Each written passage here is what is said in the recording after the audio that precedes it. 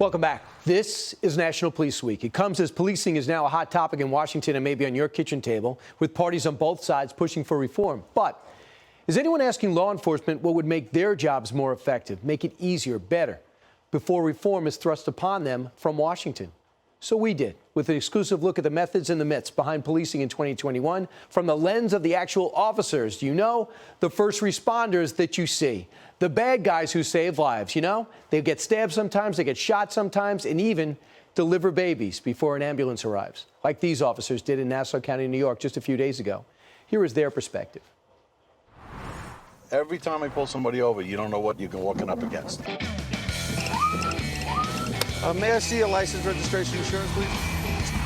I cannot see who I'm pulling over until I actually walk up onto the side of their window. Guy could be wanted for murder, could have guns in the car. In these road conditions with the rain, we'd like to see you go a little slower.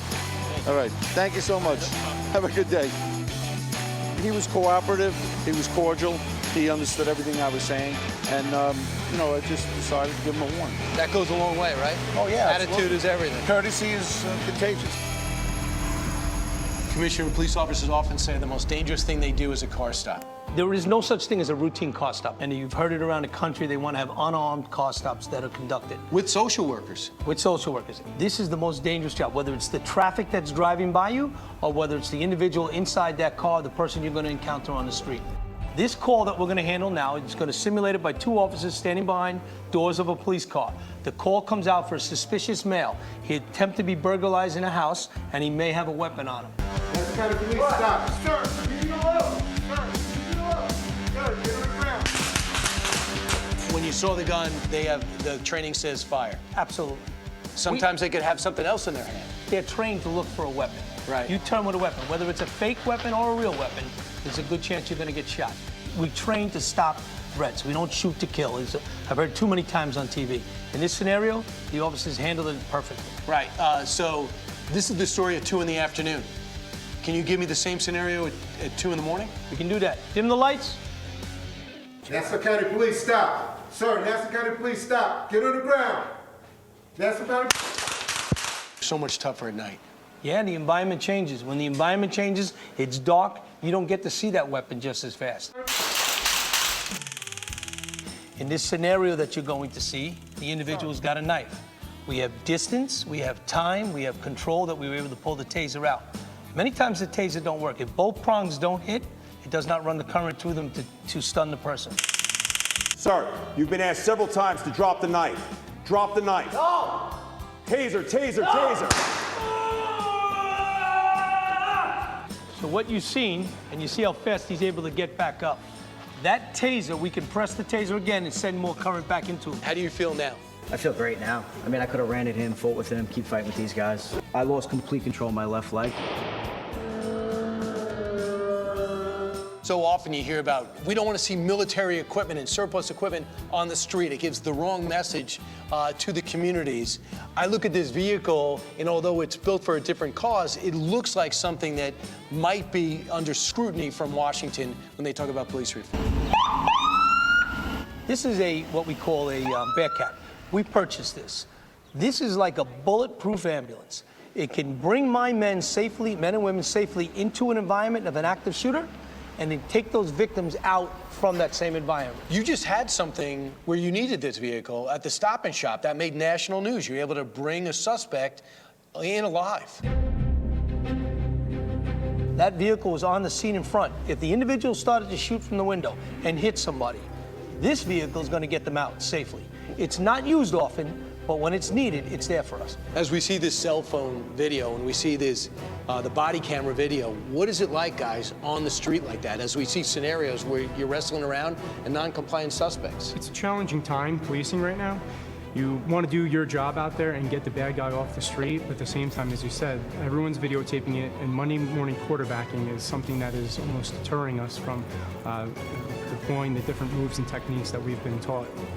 If qualified immunity disappeared tomorrow, you now have to wonder, will you have a home to go to at the end of the week? Or are we going to be losing our homes and losing everything that we have and everything we've built up? It's a challenging time, it really is, because we all took the job to do the right thing, and that's to help the community. And now once everyone's watching it on the news, it's making you second guess every decision you make.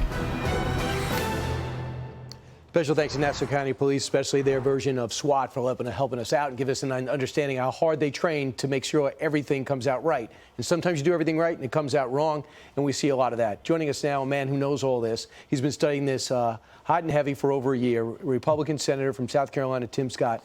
Senator, we want to give people a perspective from the police officer. We know you're talking about police reform. What should they know about what you're working on? Well, Brian, first thing we should say is thank God for people who put on the uniform. This is National Police Week, so there's no better time for us to say thank you to an officer.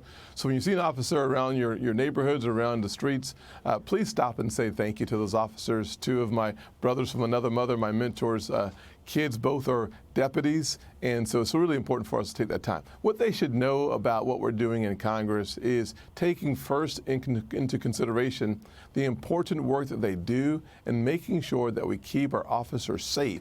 If you want communities to be safe, you have to have officers who are not thinking about their personal liability or their assets as they run into harm's way. That is one of the reasons why, for qualified immunity, I have been for the last year open for putting more of the onus on the municipalities, on the counties, on the state, and taking it off of the officers. That, to me, is the way that we continue to tell the officers that we need them going into harm's way without having to have an additional level of exposure from a liability perspective. Senator, crime's going through the roof all across the country, and academies are emptying out, and people are retiring rapidly. You're going to see a massive exodus in June here because of the overtime. They try to leave with the most overtime to retire with the most money.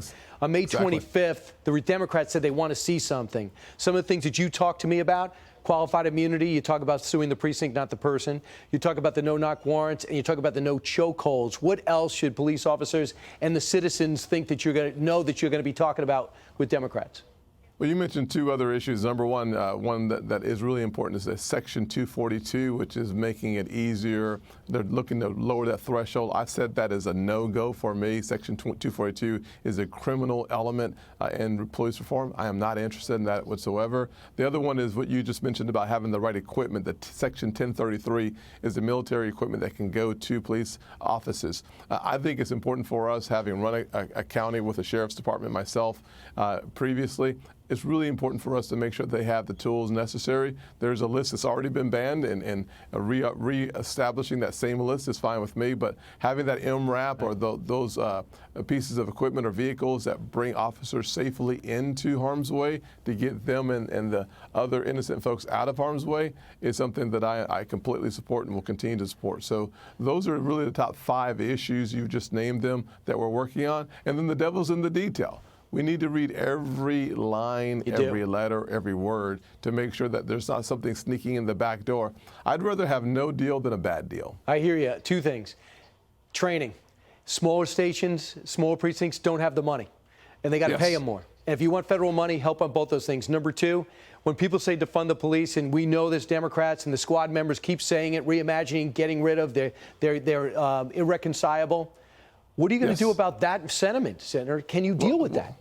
Well, the way I deal with defund the police is the dumbest thing I've ever heard in my whole life. Having lived in grew up in a single-parent household in poverty, we always want police officers around when necessary, especially to keep our moms safe. So that's really important. So that is off the table, from my opinion. And we need to provide more resources, more money. Bottom line, when I say resources, I mean money, coming into especially our smaller departments and even our mid-sized departments, so that the training to intervene and the training on de-escalation, all those training dollars are incredibly important. We don't need less money for the police. We need more. Keep your eye on this. I know you're used to nothing getting done in Washington, but Senator Tim Scott's different, and I think if anyone can do it, you can do it. Senator, thanks so much. Thanks. Have a good day. All right. Hi, everyone. I'm Brian Kilmeade. I want you to do me a favor. I want you to click to subscribe to the Fox News YouTube page. This is the only way that I know for sure that you're not going to miss any great commentary, any great news bites, any great interviews coming your way on Fox. You can get it all here on YouTube. So subscribe right now.